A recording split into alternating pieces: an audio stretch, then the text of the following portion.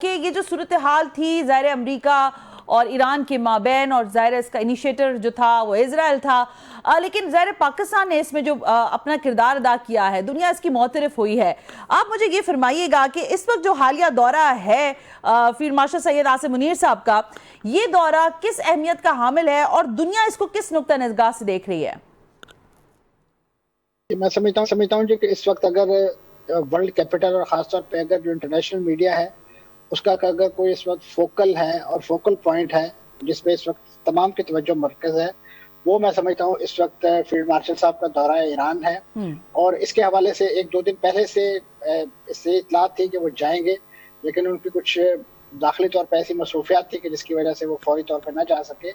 और आज वो पहुंच रहे हैं वहाँ ईरान। तो मैं समझता हूँ कि उससे पहले जो उनके नुमाइंदा खसूसी जो हमारे वजीर दाखिला नकवी साहब जो हैं, उन्होंने जो एक मैं समझता हूँ एक जैसे कहना चाहिए हैक्टिक डिप्लोमेसी की, और वो बैक एंड फोर्थ शटल करते रहे इस्लामाबाद तेहरान के दरमियान। जी सर। ये मैं समझता हूँ बुनियाद बना है इस वक्त इस दौरे को, इस दौरे की बुनियाद बना है कि जिसके नतीजे में यकीनन वहाँ पे इन चीज़ों को फाइन ट्यून किया जाएगा, और एक ऐसा फ्रेमवर्क जिसके बारे में मालूमात के हवाले से जिक्र है, इस वक्त मीडिया में चर्चा है जिस बात का। जी सर। तो उसकी मैं समझता हूँ एक लिहाज से रूनुमाई, या मैं अगर ये कहूँ कि उसका फॉर्मल ऐलान जो है वो शायद उनकी वहाँ ईरान में मौजूदगी के बाद ही जो है आपको दुनिया को देखने को मिलेगा।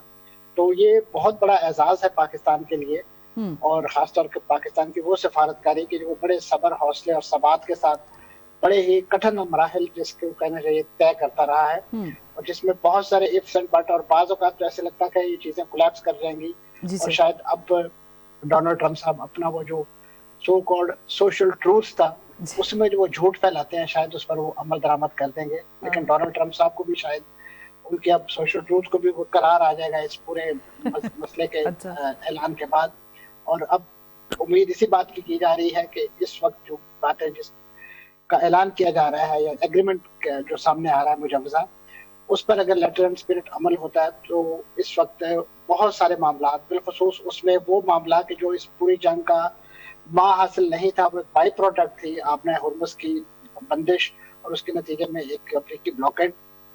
मैं समझता हूँ कि वो अब खुलने जा रहा है। अब आप देखिए कि उसमें बराह रास्त इन चीजों का नाम नहीं लिखा गया, जो ड्राफ्ट आपके सामने आ रहा है जी सर। उसमें ये कहा गया कि जी आपने हुर्मुज़ के अंदर और खलीज ओमान और इसी तरीके से जो खलीज फारस जिसे अरब दुनिया खलीज अरब कहती है, उसके अंदर जो है वो नेविगेशन की आज़ादी होगी, एक जो है फ्री जहाजरानी की इजाज़त होगी। तो इसमें इम्प्लाइडली ये चीज़ मौजूद है कि अमेरिका अपना ब्लॉकेट भी ख़त्म करेगा और ईरान जो है आपने हुर्मुज़ के हवाले से अपनी पाबंदियाँ भी जो है वो नर्म करेगा। यकीनन इसमें आगे जो दीगर मराहिल जो सब डिस्क्लोज किए जा रहे हैं उसमें ख़ासतौर पर जो ईरान का जौहरी प्रोग्राम है उसको पर्पजली इसको हाईलाइट नहीं किया गया है, क्योंकि वो जितनी उसकी कॉम्प्लेक्स नौइयत है, और खासतौर पे अभी इससे पहले जो मेहमान आपके बता रहे थे उसकी तफसीलात, जी सर, तो उसी के नतीजे में इसलिए उसको थोड़ा सा बैक बर्नर पर रखा गया है कि दीगर अमूर जो है उनको सॉर्ट आउट किया जाए, ताकि जो असल इस वक्त दुनिया को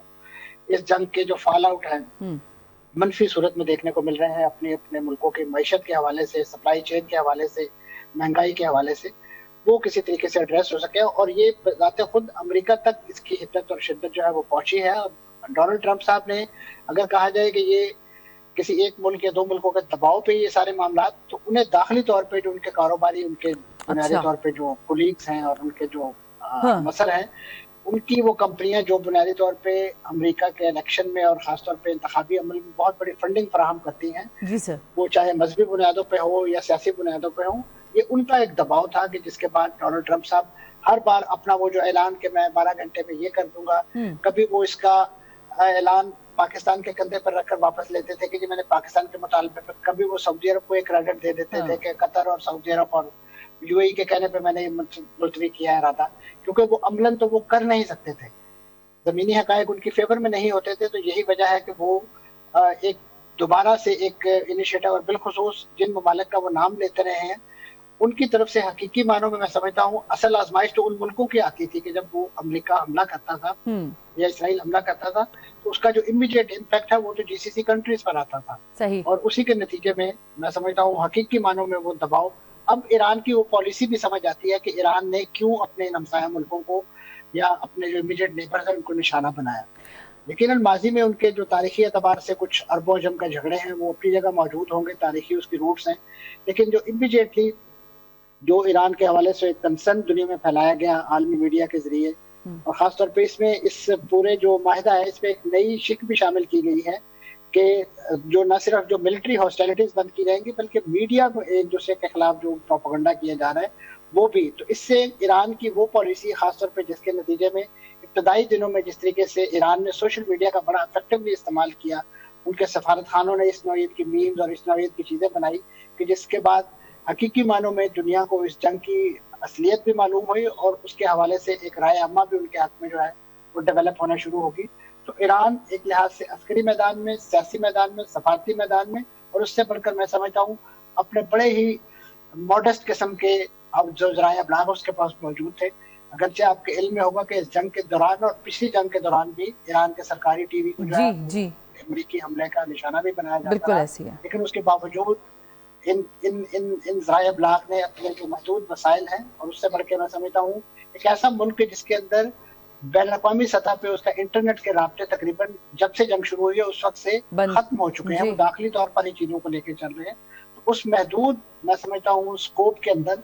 अगर एक ऐसी इफेक्टिव मीडिया वॉर लड़ी है ईरान ने, तो ये भी ईरान का मैं समझता हूँ बहुत बड़ा खासा है। बिल्कुल दुरुस्त है। मंसूर साहब, बड़ी अच्छी गुफ्तगू की आपने और बहुत सारी डायमेंशन पर आपने बात की, लेकिन मैं एक और मुख्तलिफ जरा सवाल कर रही हूँ, गो कि आपने उसका किसी हद तक बात की उस पर। ये जो हालिया दौरा था चीन का, सदर शी के साथ जो मुलाकात थी डोनाल्ड ट्रंप की, ज़रा पूरी दुनिया में उसकी हेडलाइंस बनी और फिर आपको पता है सदर ट्रंप ने उसको किस तरह केटर किया, लेकिन इंटरनली भी ये चीज़ें कुछ खबरें मौसूल हुई कि शायद, और फिर जो हमने ऑन स्क्रीन भी किसी हद तक देखा, सदर ट्रंप जो हैं ही इज़ नॉट वेरी जैसे कहते हैं ना,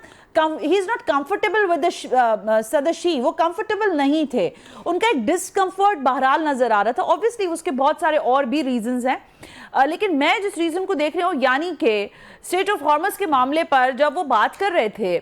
तो वो अनकंफर्टेबल हमें नज़र आए, और ऐसा लगा कि जो मैसेज सदर शी की जानिब से सदर ट्रंप को दिया गया है वो उसको एब्जॉर्ब नहीं कर पाए। जो मैसेज था सदर शी का वो ये था कि स्ट्रेट ऑफ हॉर्मस को आप लोगों ने एक मैदान जंग में बदल दिया है और इसको फौरी तौर पर ख़त्म करना ही हमारी पहली डिमांड है, और इसको आप ख़त्म करेंगे तो ही चीज़ बेहतर होगी। आज जो आप अभी बात कर रहे थे स्टेट ऑफ हॉर्मस की, एक तो ज़रा उस पर भी मुझे ज़रा तबसरा कर दीजिएगा, लेकिन क्या ये जो अब इंगेजमेंट हो रही है, ऑब्वियसली मैं पाकिस्तान की काविशों और उसके हवाले से एक अलग चीज़ है, लेकिन क्या वो मैसेजिंग ने भी काम किया है जो सदर शी ने डायरेक्टली डोनाल्ड ट्रंप को ट्रांसफर की, विच इज़ नॉट, ज़ाहिर वो एक्सपेक्ट नहीं कर रहे थे? तो कोई शक नहीं, डिप्लोमेसी में बहुत सारी चीजें हैं, वो जो कहा जाता है ना कि जुबानें हाल होती हैं और बाज़ जुबानें काल होती हैं। तो वो जो एक बॉडी लैंग्वेज थी शी साहब की, वो हकीकी मानों में डोनाल्ड ट्रंप साहब को उनके दिल में उतर गई, और उनका जो एक रोब और दबदबा उनके दिल में कायम हुआ, और खासतौर पे उन्होंने जिस अंदाज से बड़े फैन फेयर में उन्हें वेलकम भी कहा, वो अपनी जगह उनके लिए एक बहुत सारा एक सरप्राइज था। और उससे बढ़ के मैं समझूंगा अगर आप इस पूरी जो रीडिंग है इसको अगर आप क्लब कीजिए, खासतौर पे उसके बाद तय पाने वाला जो होने वाला दौरा जिसमें रूसी सदर पुतिन जो है वो मिले हैं चीनी सदर के साथ, और वहां पे जो मामलात और जो ज्वाइंट कम्युनिके, आपको जान के हैरत होगी कि ज्वाइंट कम्युनिके उसका जो इजरा, जो उसका पहला नुस्खा था वो क्रेमलिन ने यानी रूस ने जारी किया था